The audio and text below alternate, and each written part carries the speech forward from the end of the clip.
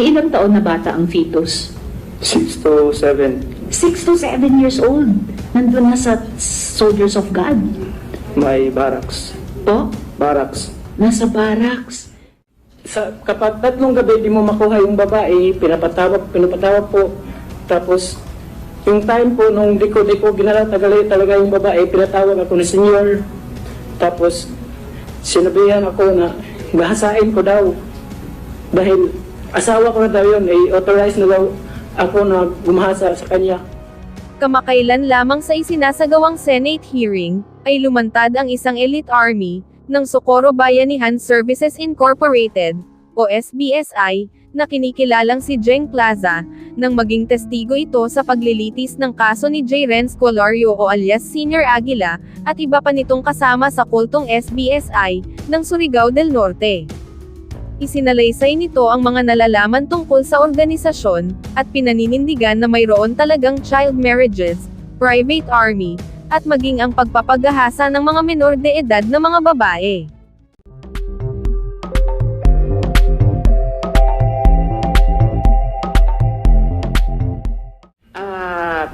May information ako na kayo ay kailangan mo ba nang mag-translate? O bukod sa Bisaya, marunong ka rin Pwede mo para mas mainam na malinaw na yung papapaliwanan natin. Okay. So, Attorney Ruth, Mr. Chair, kung mag-translate kay Jeng. So, Jeng, may informasyon ako na pwede kang mag-testify na narinig mo sina J. Renz Kilario at Mamerto Galanida na nag-uusap tungkol sa pag-overthrow kay Ma'am, o pagpalit, sa pilitang pagpalit kay Ma'am Rosalinda bilang presidente ng Socorro Bayanihan Services. Pwede mo bang ikwento sa amin iyon? Opo. Nung time na narinig ko silang nag-uusap, sila Karen Sanico, Jeren Esquilario, sila ang una nagbanggit na kailangan nilang makuha ang pag sa grupo para hindi sila mahirapan lumabas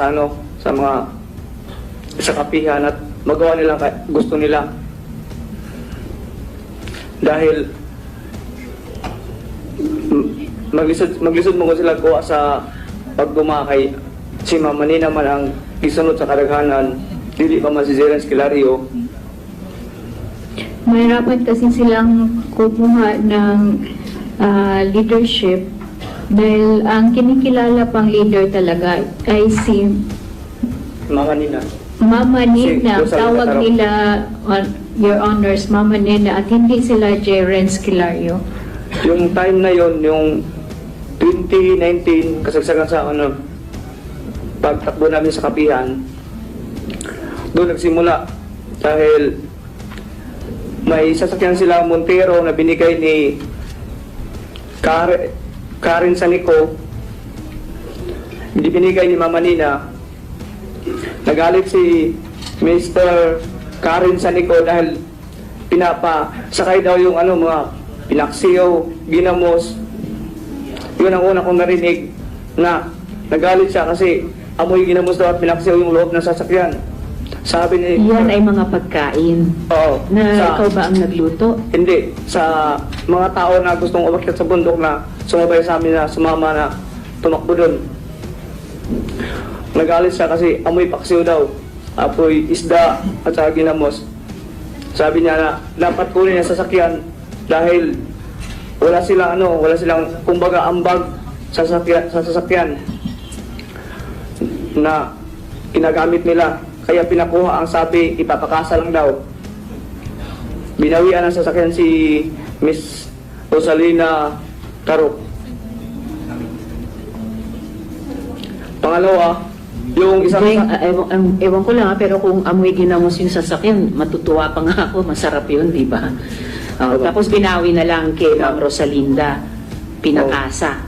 Pinakasa daw. Tapos, ano nangyari? May isang pang sasakyan sa Bayanihan, sa bundok namin, black van ay ito, sa black van. Maitim. Black van na itim. Oo. Black van Yan na is itim. Black van na itim. black ka na yan. Wala namang black van na puti. Ano po, Mr. Chair?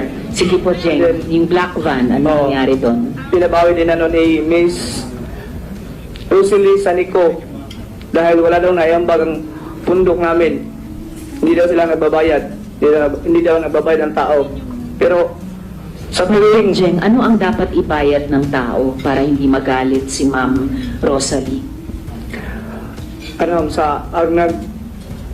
sa mga empleyado na namo na sa bayanihan ang nagpalit at nasakdanan. Ang mga empleyado sa bayanihan ang bumili ng sasakyan na yun. Oo. Yun ang patunay na binawian ng si Rosalina Taro kasi parati sinasakyan ng mga matatanda yon sa panahon na may meeting namin. Pagdating doon sa 2018 yata kasasala ng trainee, pagsimula ng trainee, sabi nila, Pagsimula yun ng training. trainee. Ano Nagsimula ng yun? trainee, Training sabi, para saan? one, soldier of God. Soldier of God. Bilang patunay, may isang logo po kami lahat ito. Okay, may tattoo kayo. Yan ay tattoo ng pagiging soldier of God. Okay, so anong nangyari po noong 2018? 2019 po, 2020, pagsimula po ng training namin.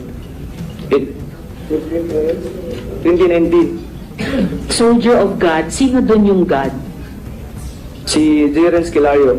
So, soldier of God, kasi siya si God. So, soldier of Jeren Skilario. Okay po, so ituloy niyo po yun sa training ng mga soldiers. Doon nagsimula yung sabi nila na dapat makuha nila yung Administrative announcement lang ha, yung may pagkain na kayo dyan, this is a working lunch, tandaan na tayo kumain para tuloy-tuloy tayo. Continue, Jake. doon na sinabi nila na dapat makuha nilang tiwala sa tao dahil hindi sila makagalaw kapag nandun kay Rosalina Tarok ang pagdala sa bundok. So gumawa sila ng private army para mas madali nilang makuha ang pagtiwala sa bundok sa iba pagkuha sa grupo ilang gikuha ang simpatiya na maghimo og mga private soldier kay magpumot man og sundalo anang leader na mag-train opisyal para makuha pag duma sa bundok kay mabisaan man ang grupo sa arima sa soldier man mag-focus mo ilang kuha na mag-training sila sundalo kay para po pagdepensa og nay masulong na mga sundalo po sa gobyerno. So, ang strategy nila, Your Honors, is kunin yung simpatiya from the SBSI patungo sa yung binuong Soldiers of God by keeping them busy sa training nila sa Soldiers of God. Mabitaw sa pinakaubos na level libutang alam mong mga leader sa bundok uban kay dili man sila maka-hold og sa ilang buhaton. So, Wala. pinakababa inilagay yung mga leaders dati. Jen? No? Oo. Para hindi maka-influensya sa gusto nilang mangyari.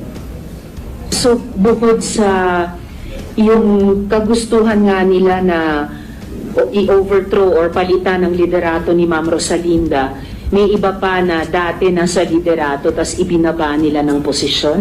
Oo, dahil sabi nila ingon sila na dili ko no maazo pag dumani Rosalina Tarok kay dili ko no kay mamuhawid og kwarta.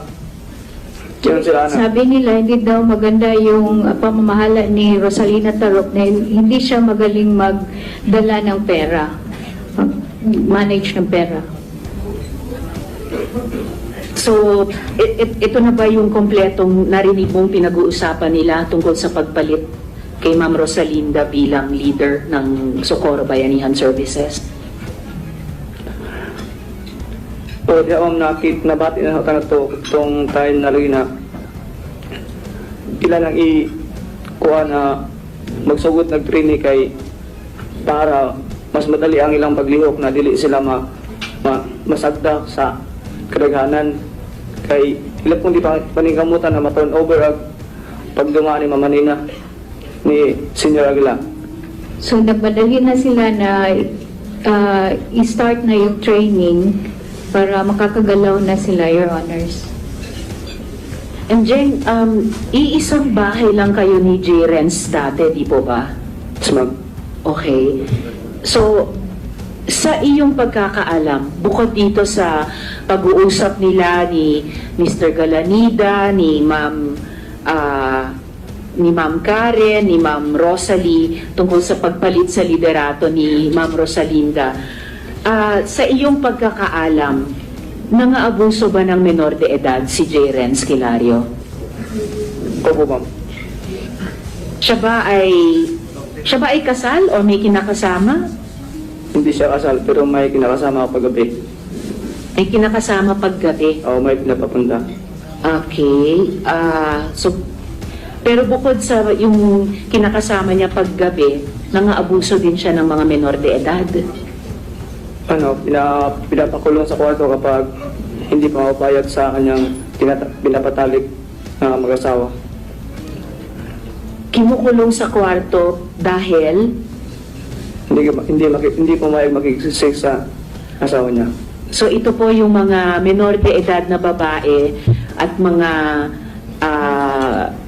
nasa legal na edad na lalaki na pinagkakasal niya, pag hindi sila magtalik o mag-sex sa isa't isa, kinukulong niya sa kwarto. Opo, ma'am. Ano pa yung mga pag-aabuso niya sa mga minors? Minsan pinapapunta sa Paxol, restricted. Pinapa-restricted, pinapalabas sa gate.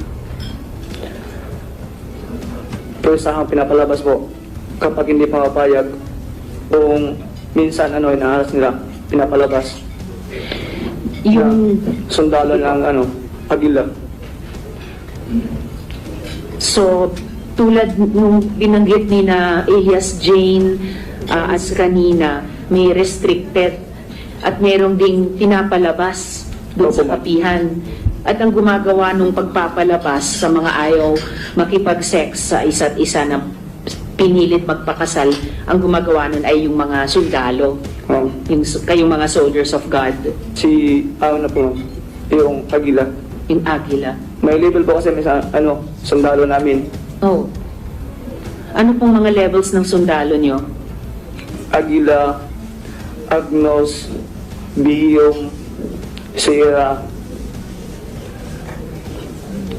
So, Ili, Leo,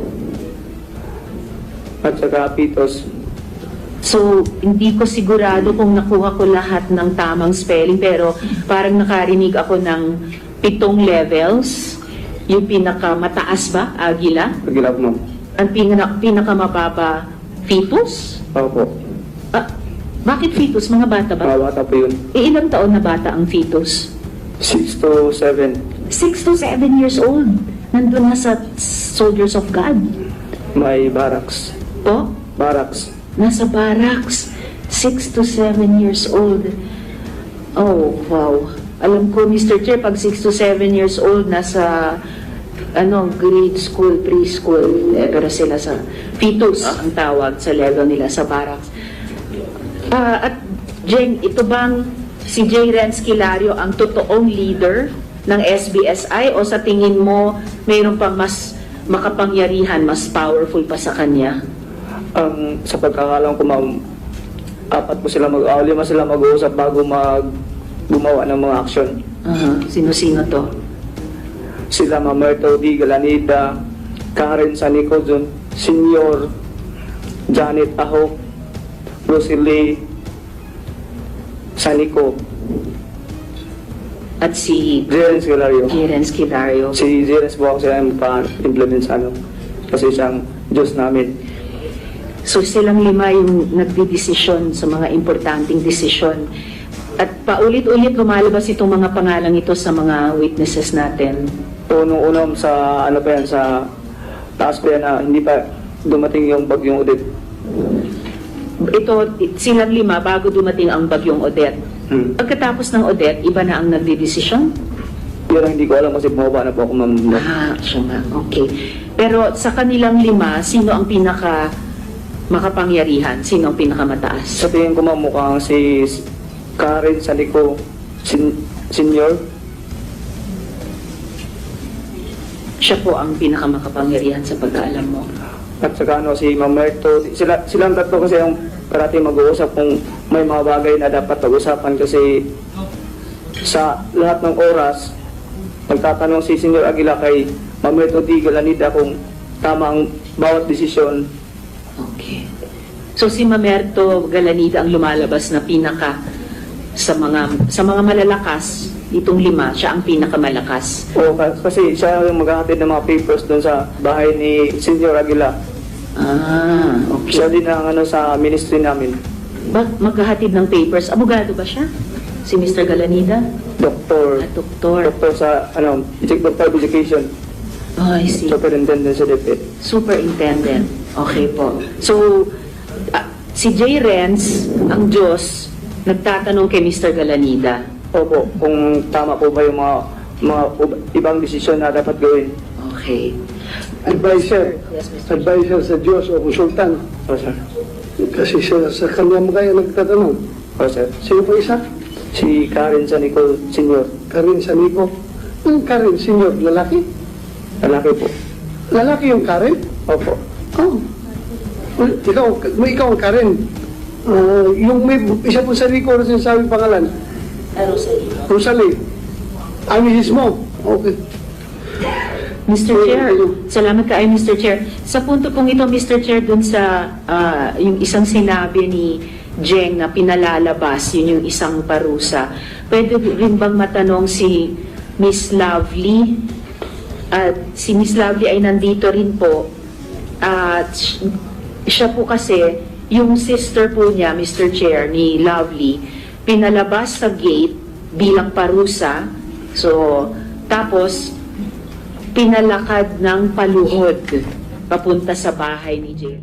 Lumantad din ang isa pang testigo, na kung saan ay binuking nito ang mga pinanggagawa ng mga nagretiro na ng mga pulis, sa ilalim ng pamumuno ni Senior Aguila. Reintegration. Yes, sino tatanong natin? Sino Teresa? Taga DSWD sa DSWD? Nandun pa sa loob, may kinakausapan. Maybe you can shift your focus muna dito. Opo. Salamat kay Mr. Chair. Sir Kent, Kent Steven Consigna, dun po sa ipinakitang letrato ni Chair kanina, kasama po kayo doon? Opo, ma'am. Kasama ko noon. Kasama po kayo. Tapos, kayo po ay miyembro ng pangalawang antas ng Soldiers of God, yung Cluster ano yung Agnus notes po. Cluster Agnus. Cluster, yun po. Cluster Agnus. Opo. Meron din po kayong marka tulad ni Jeng, Opo. Sir Jeng kanina? Meron. At lahat po ba ng miyembro na nasa kapihan ay may ganyan? Hindi lahat, ma'am, kasi yung iba dito lang kinukuha ng Sa daliri. sa daliri. Pero sino-sino po yung may ganung tattoo or marka? Sabi nila, ma'am, yung matatapang daw magpalaslas daw sa kaso. Okay. So, last po yan. And then kapag Oo. humihilom na, yun na yung balat. Oo. Yun na yung Tapos yung scar. dugo po, ma'am, sinisignature namin gamit yung balahibo ng manok sa may papel. Okay. Sinisignature niyo yung dugo niyo sa papel. So, Opo. parang ginagaya ba yung katipunan noon? Hindi ko alam po, ma'am, Hindi niyo pero alam. meron po yung ginagawa. Okay. Lahat po ba ng levels ng Soldiers of God may ganun? Depende po, ma'am, depende po sa Yung matatapang. matatapang po na nagpapahiwa. Pati po ba yung mga bata sa Opo. fetus, 6 to Opo, 7 may- years old, may ganun na? Ang alam ko po, yung mga bata sa kamay daliri lang po. Sa kamay, sa daliri.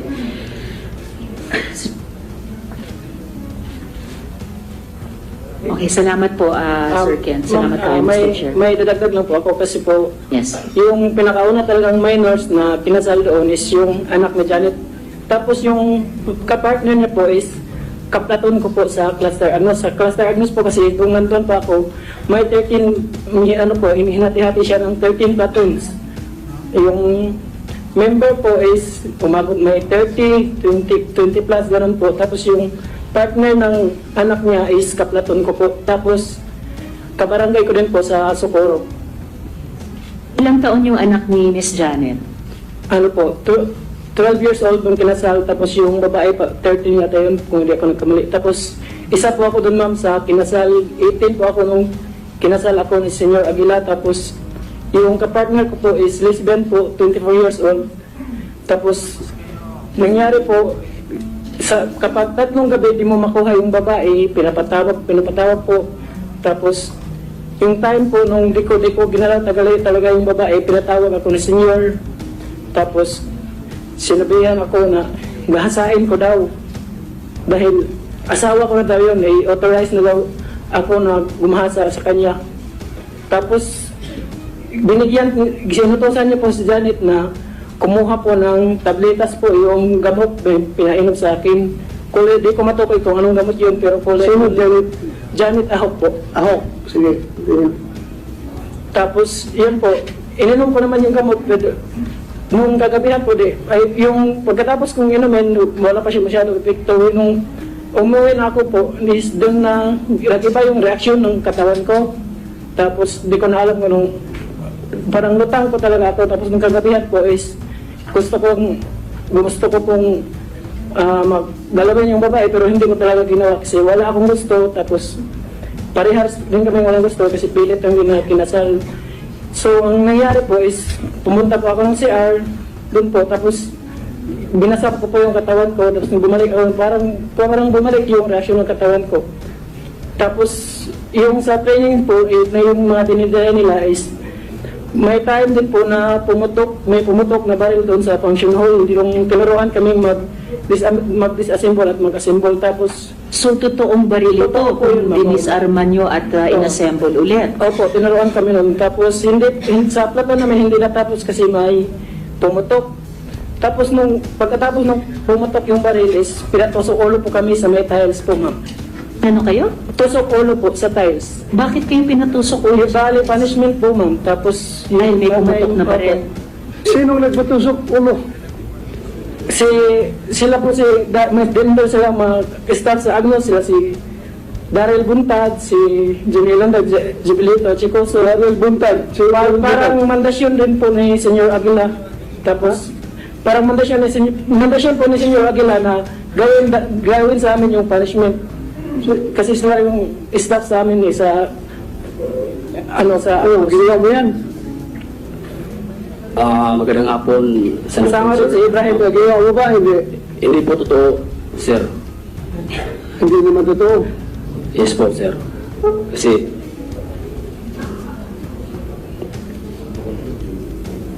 Ano ang unit mo dati? sa sa RPSB 13 doon sa Adlay, sir. RPSB 13. Yes po, sir. Tusok ulo. Alam mo, ito bata. Sa totoo lang, mas niniwala ko dito eh. Ha? Kasi siya, inosente yan, walang alam yan sa tusok ulo. Ikaw, RPSB ka galing, alam ko, ginagawa niya yung tusok ulo. So, paano siya ngayon mag-imbento ng term na hindi niya alam, ikaw alam mo? Huwag natin maglukuhan. Pareho tayo pulis. Ha? Hindi niya alam yan, term na yan dahil sibilyan yan, hindi yan pulis. Ikaw dating pulis, alam mo yung term na yan. Yung tusok ulo. Tapos yun, dinay mo na ginagawa ninyo yan. Mga butat, Yes, sir. ang ginawa mo, Hindi po talaga, sir. hindi talaga. Yes po, sir. Ilan kayo nung pinag-tusok ulo? Marami po. Kaya yung mga kasamahan ko sa Cluster Agnos, nagsisiksikan kami doon sa function hall kasi marami kami. Pupulo yung kulungan namin dito sa baba nito. Ha? You continue on feeling alay at papuno itong kulungan namin. Senator Risa, during those days. You raising your hand kanina? Sino yung happy dyan? Tutas ang kamay? Ano sabi mo kaya? Nakapagsalita ka ba? Meron kang gusto sabihin? Yes, Your Honor. Ano yun? For the information of this investigation, Your Honor, regarding on that picture, Your Honor, the Socorro MPS, Your Honor, able to file a case against those identified AWOL PNP members, Your Honor, Anong kinaso niyo? Anong kaso? for violation of Article 77, usurpation of authority on official function, and violation of Article 179, illegal use of uniforms and insignia, Your Honor. So, nakapayag na yun? Na-file na po, Your Honor. Okay. December 2 po, Your Honor. December pa? 2019. Ha? 2019, Your Honor. 2019? Yes, Your Hindi Honor. pa na-resolve ng piskalya? Yung 179, Your Honor, na dismiss Dismiss. lack of jurisdiction, Your Honor. Lack of jurisdiction. Kasi po, Your Honor, yung picture, Your Honor, is nakuha po sa through social media, Your Honor. Sa Through social media, Your Honor. social media. Okay. So, there is an intervention of the cybercrime unit, Your Honor. Okay. Thank you. That's all, Your Honor. Thank you. Salamat. Senator Risa? Para sa iba pang karagdagang mga balita ng Senior Buzz, ay mag-comment lamang po, mag-like at mag-share sa video na ito, at huwag po nating kalimutang mag-subscribe sa aming channel. Maraming salamat po sa inyong panonood.